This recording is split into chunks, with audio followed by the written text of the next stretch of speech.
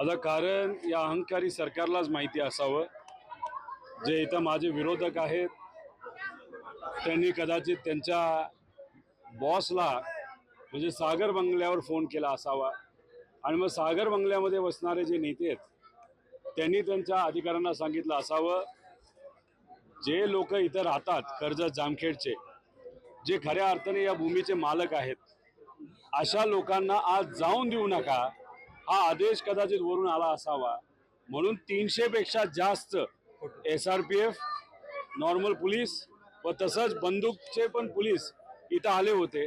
खरं आश्चर्याची गोष्ट आहे, सामान्य लोकांना जी वास्तू आहे, जी उभी केली गेली आहे, ती वास्तू फक्त बघायची होती आणि ती वास्तू सुद्धा इथं असणाऱ्या सामान्य लोकांना बघून दिली नाही. आश्चर्य.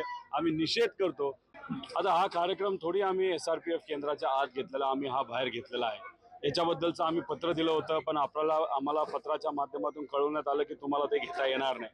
आता सरकारमध्ये असणारे जे कोणी सत्तेत ते मात्र या बाबतीत तिथं करतील.